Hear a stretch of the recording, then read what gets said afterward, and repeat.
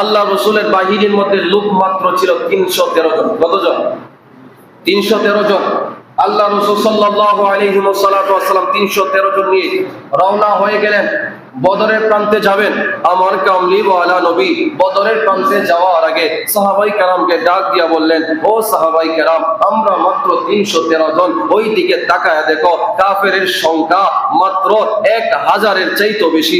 আমরা 313 জন। ওই জায়গার মধ্যে প্রশিক্ষণ প্রাপ্ত সেনাবাহিনী আছে 1000-এর চাইতে বেশি। আমাদের অস্ত্র নাই 313 জন, কিন্তু অস্ত্রের দিকে তাকায় দেখো, অস্ত্র 300 নাই, ঘোড়া নাই, উট নাই। অন্যদিকে তাকায় দেখো, অস্ত্রের অভাব নাই, উটের অভাব নাই, ঘোড়ার অভাব নাই। তোমরা জানো ওই যুদ্ধের মধ্যে গেলে বাঁচতে পারো, নয়তোবা শহীদ হতে পারো।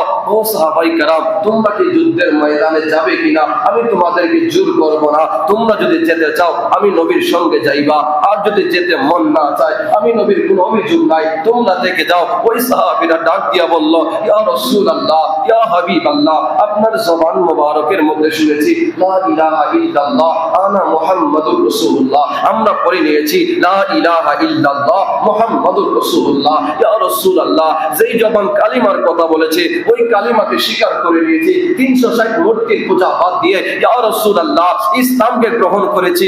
ইয়া রাসূলুল্লাহ, আমরা জানি বদরের প্রান্তে গেলে হয়তো শহীদ হয়ে যাব, হয়তো সন্তান বাবা হারা হয়ে যাবে, আমার স্ত্রী বিধবা হয়ে যাবে, আমার বোন ভাই হারা হয়ে যাবে। ইয়া রাসূলুল্লাহ, আপনি বলছেন আমরা যাব কিনা? ইয়া রাসূলুল্লাহ, আপনি যদি আমাদেরকে অনুমতি দেন আমরা হাসতে হাসতে ইয়া রাসূলুল্লাহ কলিজা কেটে টুকরা টুকরা করে ফেলবো।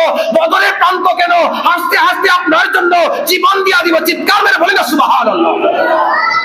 একবার শুধুমাত্র অনুমতি দিয়া দেন ইয়া রাসূলুল্লাহ, হাসতে হাসতে জীবন দিয়া দিব। নবীর দরবারে এক ব্যক্তি আসে, ওই ব্যক্তি কালিমা গ্রহণ করে নাই, বেদিন। নবীর দরবারে ওই ব্যক্তি আইসা বলল, ইয়া রাসূলুল্লাহ, ইয়া হাবিবাল্লাহ, শুনলাম আপনি বদরের প্রান্তে যাবেন যুদ্ধ করার জন্য। ইয়া রাসূলুল্লাহ, আমার মন চায় আপনার সাথে যুদ্ধ করি, আপনার হয়ে তলোয়ার ধরি। আমার নবী বললেন, না না, তুমি যুদ্ধের ময়দানে যেতে পারবে না, তুমি তো বেদিন, তুমি তো কালিমা পড়ো নাই। এই যুদ্ধ হচ্ছে কালিমার বিপরীতে বেঈমানদারি আছে, তুমি তো বেঈমান, তুমি কালিমা পড়ো নাই, তুমি আমার সঙ্গে যুদ্ধে যেতে পারবে না। ওই সাহাবী ডাক দিয়া বলল, ইয়া রাসূলুল্লাহ, ইয়া হাবিবাল্লাহ, আমি যদি আপনার সাথে যুদ্ধে যাওয়ার জন্য কালিমা পড়া লাগবে, আমি তো আপনার সঙ্গে যুদ্ধে যেতে চাই। আপনাকে ভালো লাগে, আপনার চেহারা ভালো লাগে, আপনার কথা ভালো লাগে। ইয়া রাসূলুল্লাহ, আপনি নবীকে মহব্বত করি, এই জন্য আপনার সাথে যুদ্ধে যেতে চাই। আমার নবী বললেন, না না, তারপরেও তুমি যুদ্ধে যেতে পারবে না, এটা কালিমার যুদ্ধ, এটা ঈমানের যুদ্ধ, তুমি তো ঈমান আনো নাই, তুমি তো বেঈমান। ও নবীর সাহাবী, তুমি যুদ্ধে যেতে পারবে না। ওই সাহাবী ডাক দিয়া বলল, ইয়া রাসূলুল্লাহ, ইয়া হাবিবাল্লাহ, আমি যদি আপনার জন্য কালিমার জন্য ইসলাম ধর্ম গ্রহণ করি আমার জন্য লাভ কি হবে? আমি ইসলাম ধর্ম গ্রহণ করব, যুদ্ধের ময়দানে যাব, যুদ্ধের ময়দানে গেলে শহীদ হতে পারি, গাজী হতে পারি। ইয়া রাসূলুল্লাহ, ইয়া হাবিবাল্লাহ, আমি যদি আপনার জন্য কালিমা পড়ে ইসলামের জন্য কারবালার ময়দানে বদরের প্রান্তে গিয়া যদি শহীদ হয়ে যায় আমার লাভ কি হবে? আমি কিসের জন্য জীবন দিব? যদি আমার জীবন দেওয়া যদি বিপরীত হয়ে যায়, অনর্থক হয়ে যায়, ইয়া রাসূলুল্লাহ, এই জীবনের মূল্য কি আছে? ইয়া রাসূলুল্লাহ, একবার বলেন না, আমি আপনার জন্য জিহাদের ময়দানে গিয়ে জীবন দিব, বিনিময় লাভ কি হবে? আমার নবী ডাক দিয়া বললেন, ও সাহাবাই কেরাম, তোমাদের সামনে আমি ওয়াদা করলাম, এই সাহাবী যদি এখন কালিমা পড়ে বদরের প্রান্তে গিয়া যদি যুদ্ধ করতে গিয়ে শহীদ হয়ে যায়, আমি কামলিওয়ালা নবী ওয়াদা করলাম, এই শহীদের বিনিময়ে আমি নবী তাকে একসাথে জান্নাতে থাকবো। বলি না সুবহানাল্লাহ। আমি নবী ওয়াদা করলাম, তুমি যদি কারবালা উহুদের বদরের প্রান্তে চলে যাও আর যদি শহীদ হয়ে যাও, আমি নবী গ্যারান্টি দিলাম বিনিময় তোমাকে আমি জান্নাত দান করে দেব। তো নবীর সাহাবী কালিমা পড়লেন, আমার নবীর সাথে যুদ্ধের মধ্যে গেলেন। যুদ্ধের এক পর্যায়ে যুদ্ধ যখন শেষ হয়ে গেল, মুসলমান বিজয় লাভ করলো, আমার নবী ডাক দিয়া বললেন, ওই যে সাহাবী যুদ্ধের আগে কালিমা পড়েছিল ওই সাহাবী কোথায়? সমস্ত সাহাবাই কেরাম বদরের প্রান্তে খুঁজতে লাগলেন, হায় হায় ওই সাহাবী কোন জায়গায় গিয়েছে? সমস্ত সাহাবাই খুঁজতে খুঁজতে হঠাৎ করে দেখেন এক পাশের মধ্যে একটা লাশ পড়ে আছে। আমার নবী সাহাবাই কেরাম দৌড়ে গিয়া দেখলেন, আরে কিছুক্ষণ আগে কালিমা গ্রহণ করেছিল, ইসলাম ধর্ম গ্রহণ করেছিল। উহুদের ময়দানে, বদরের ময়দানে ওই সাহাবী তো শহীদ হয়ে গিয়েছে। আমার নবী ডাক দিয়া বললেন, ও সাহাবাই কেরাম শুনে যাও, শুনে যাও, আমি নবীর জবান থেকে শুনে যাও। আমার নবী ডাক দিয়া বললেন, ও সাহাবাই কেরাম, দুনিয়ার জমিনের মধ্যে তাকায় দেখো, যারা ব্যবসা করে টাকার বিনিময়ে লেনদেন করে, ব্যবসার মধ্যে ডিল আছে, কিন্তু দুনিয়ার মধ্যে শ্রেষ্ঠ লেনদেন কাকে বলে জানো? ওই সাহাবী আমার সাথে লেনদেন করেছে কারবালার ময়দানে, বদরের প্রান্তে যাওয়ার আগে ওই সাহাবী আমার সাথে ব্যবসা করেছে। আর ব্যবসার বিনিময়ে টাকা ছিল না, পয়সা ছিল না, হীরা মানি মুক্তা ছিল না। ওই সাহাবী নিজের জীবনের বিনিময়ে, লেনদেনের বিনিময়ে আল্লাহর জান্নাত কিনে নিয়েছে, আল্লাহর জান্নাত কিনে নিয়েছে। বলে সুবহানাল্লাহ। পৃথিবীর মধ্যে শ্রেষ্ঠ লেনদেন এটা, এর চেয়ে দামি লেনদেন আর কি হতে পারে? যে ব্যক্তি নিজের জীবনের বিনিময়ে আল্লাহর জান্নাত কিনে নিয়েছে। একটু দুরূদ শরীফ পড়ি, সালাতুন ইয়া রাসূলুল্লাহ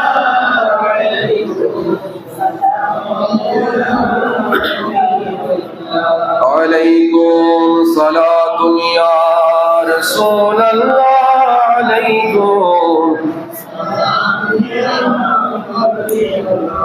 আলাইকুম সালাতুন ইয়া রাসূলুল্লাহ।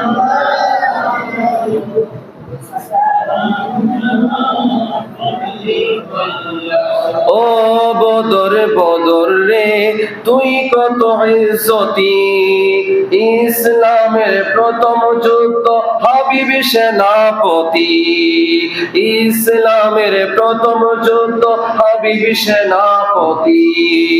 ও বদর বদর রে তুই কত বরকতি, ইসলামের প্রথম যুদ্ধ হাবিব সেনাপতি। সাহাবীরা হাসতে হাসতে জান্নাত, সাহাবীরা হাসি মুখে 14 জন সাহাবী, তাহা দেখে কষ্ট পেলেন আমার প্রিয় নবী। হাসি মুখে জীবন দিলেন 14 জন সাহাবী, তাহা দেখে কষ্ট পেলেন আমার প্রিয় নবী। নবী কয় দয়াময়, দয়া দাও কুদরতি, নবী কয় দয়াময়, দয়া দাও কুদরতি। ইসলামের প্রথম যুদ্ধ হাবিব সেনাপতি, সালাতুন ইয়া রাসূলুল্লাহ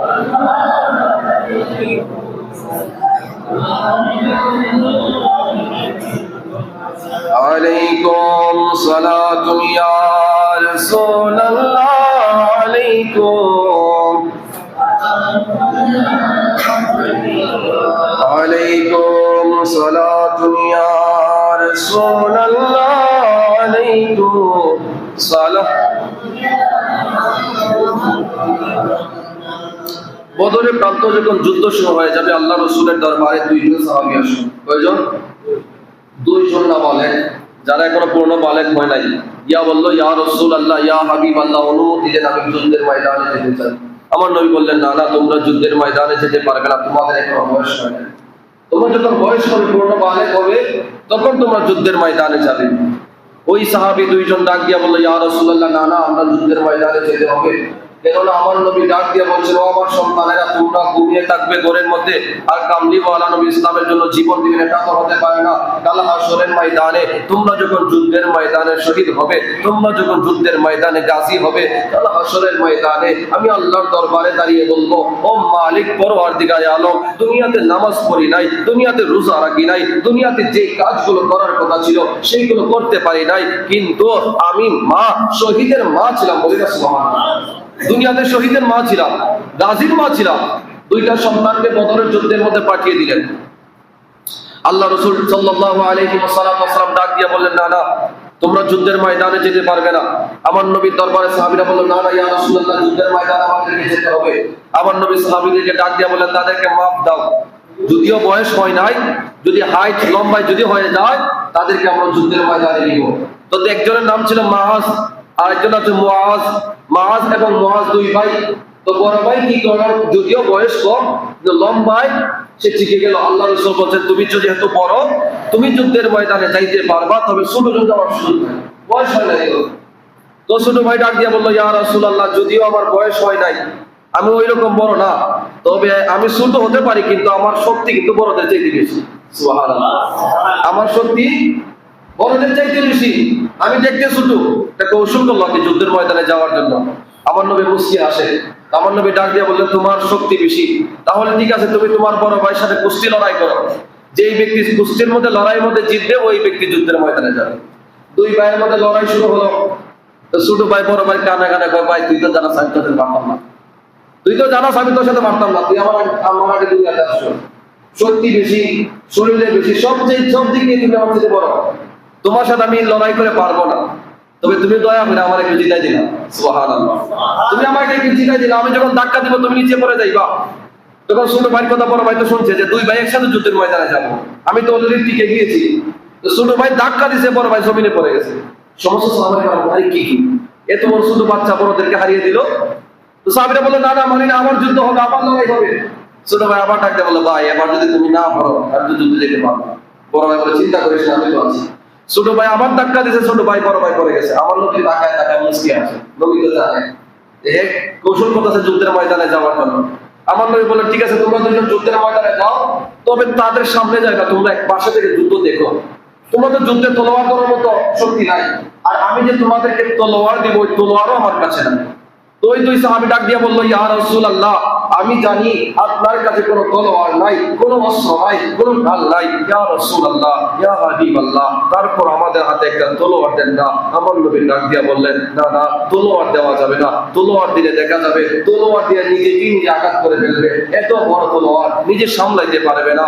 ওই দুই সাহাবী নবালক সাহাবী ডাক দিয়া বলল ইয়া রাসূলুল্লাহ, ইয়া হাবিবাল্লাহ, দেন না একটা তলোয়ার। আমার নবী দেখলেন তলোয়ার না দিলে হবে না। আমার নবী আবার তাকায় দেখলেন তলোয়ারও নাই, দিবেন কি করে? আমার নবী খেজুর গাছে ডাক দিলেন, খেজুর গাছে থেকে একটা ডাল টান দিয়ে নামালেন, দুইটা খেজুর গাছকে মাঝখানের মধ্যে ভেঙে এক টুকরা বড় ভাইয়ের কাছে আর এক টুকরা ছোট ভাইয়ের কাছে। আরে নবী তলোয়ার দিতে পারেন নাই, খেজুর গাছের ডাল দুই ভাইয়ের কাছে গেলেন, দুই ভাই দুইটা খেজুরের ডাল নিয়ে একজন সাহাবীকে ডাক দিয়া বলল ও নবীর সাহাবী, ওই যুদ্ধের ময়দানে নাকি আবু জাহেল আছে? ওই সাহাবী বলল হ্যাঁ, এই ময়দানের মধ্যে আবু জাহেল আছে। ওই সাহাবী ডাক দিয়া বলল তোমরা আবু জাহেলকে কেন খুঁজতেছো?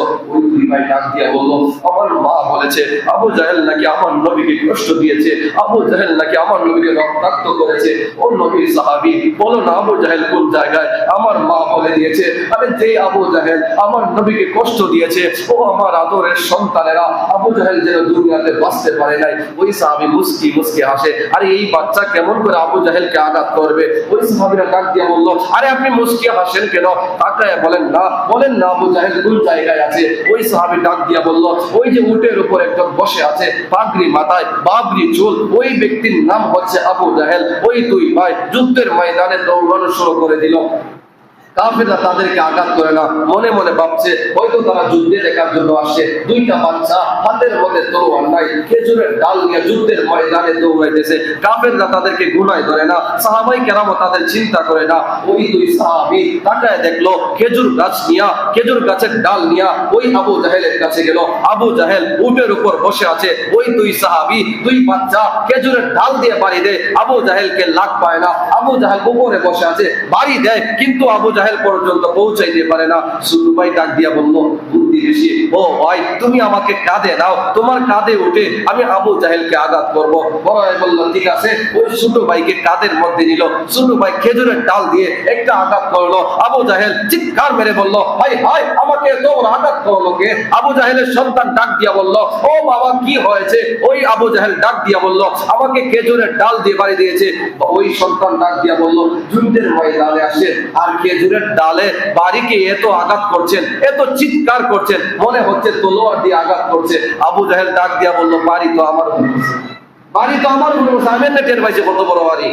তো ছোট ভাই আবার বাড়ি দিল, এমন বাড়ি আবু জাহেল আবার ডাক দিল এ আমার সন্তান আমাকে আঘাত করছে। ওই সন্তান আবার ডাক দেখায় যুদ্ধের ময়দানে আসছেন, খেজুরের ডালের বাড়ি সহ্য করতে পারেন নাই, আপনাকে কে বলেছে যুদ্ধের ময়দানে আসার জন্য? ওই শিশু সন্তান আবার বাড়ি দিল। আবু জাহেল উটের উপর থেকে জমিনে পড়ে গেল। সন্তান চিন্তা করলো হাই ভাই আমার বাবা তো জমিনে পড়ার কথা না, মনে হয় সত্যি আঘাত পেয়েছে। ওই সন্তানগুলো আবার আঘাত করলো। আমার নবী হাদিসের মধ্যে বলেন আরে খেজুরের ডাল ছিল, ওই খেজুরের ডালটা আবু জাহেলের উপর যখন আঘাত করলো, হাদিসের মধ্যে আসে তলোয়ারের চাইতেও ওই খেজুরের ডালটা আবু জাহেলের গলার মধ্যে কেটে দিয়েছে। বলি না সুবহানাল্লাহ। তো ওই সন্তান চিন্তা করে আমার বাবার গলা কেটে গিয়েছে, এত বড় আঘাত খেজুরের ডাল দিয়া ওই আবু জাহেলের সন্তান কাফের আইসা ছোট ভাইয়ের তলোয়ার দিয়া একটা হাতের মধ্যে আঘাত দিল, হাতটা কেটে গেল, চামড়ার মধ্যে ঝুলে আছে। ওই ভাই চিন্তা করলো আমার হাতের মধ্যে হাত লেগে আছে, হাত কেটে গিয়েছে কিন্তু চামড়ার মধ্যে ঝুলে আছে, আমরা কি করব? এই কাটা হাত দিয়া যুদ্ধের ময়দানে যুদ্ধ করা সম্ভব না। ওই ছোট ভাই কি করলো? হাতের মধ্যে ওই হাতটা পায়ের তলার মধ্যে রেখে এমন একটা টান দিল, হাতটা ময়দানের মধ্যে পড়ে গেল। ওই ছোট ভাই আবার আঘাত করলো, আবার আঘাত করলো, আবার আঘাত করলো। ওই আবু জাহেল ওই জায়গার মধ্যে আল্লাহর জাহান্নামের মধ্যে চলে গেছে। ওই ইকরামা চিন্তা করলো, আরে খেজুরের ডালের আঘাতে আমার বাবা দুনিয়া থেকে বিদায় নিয়ে চলে গেছে, ওই দুই সন্তানকে দুনিয়ায় রাখবো না। ওই দুই সন্তানকে ওই জায়গার মধ্যে শহীদ করে ফেলেছে। বলেন আল্লাহু আকবার। ওই দুই ভাই শহীদ হয়ে গিয়েছে। আল্লাহ ডাক দিয়া বললেন, ও আবু জাহেল, আমার নবীকে এত কষ্ট দিলে তাকায়া দেখ, দুনিয়ার জমিনে ফেরাউন আমার নবীর বিরুদ্ধে কথা বলেছে, আমি পানির মধ্যে তাকে ডুবিয়ে মেরেছি। নমরুদের দিকে তাকায়া দেখ, লেমরা মশা দিয়া আমি নমরুদকে দুনিয়া থেকে বিদায় নিয়ে দিয়েছি। আর তাকায়া দেখ, আমার নবীর সাথে বেয়াদবি করবি, 12 বছরের বাচ্চা দ্বারা খেজুরের ডাল দ্বারা তোকে দুনিয়া থেকে বিদায় করে আমি আল্লাহ জাহান্নামের মধ্যে পাঠিয়ে দিয়েছি। বলেন না সুবহানাল্লাহ। 13 বছরের বাচ্চার হাতে আবু জাহেল দুনিয়া থেকে বিদায় নিয়ে জাহান্নামে চলে গেছে। আরে খেজুর গাছের ডাল হয়ে যায় ধারালো তরবারি আমার নবীর হাতের ছোঁয়াবে। আরে আমার নবী কেমন নবী ছিলেন? আমার নবী হাতের দ্বারা ইশারা করেছেন ডুবন্ত সূর্য উপর দিকে চলে আসো। আমার নবী হাতের দিকে হাত দিয়ে ইশারা করতেন, কলিজা, ওই চাঁদের কলিজা 2 ভাগ করে দিত, টুকরো হবে। আমার নবীর মুজিজা এমন ছিল। আমার নবীর প্রেমে সাহাবায়ে কেরাম এমন জীবন দিয়েছে, এমন তাজিম দেখিয়েছেন আমার নবীর ব্যাপারে সাহাবায়ে কেরাম। আল্লাহর যত সৃষ্টি আছে আমার নবীর প্রেমে মশগুল ছিল। আমার নবী একবার ঘুমিয়ে আছেন, আমার নবী একবার নামাজের মধ্যে দাঁড়িয়ে আছেন।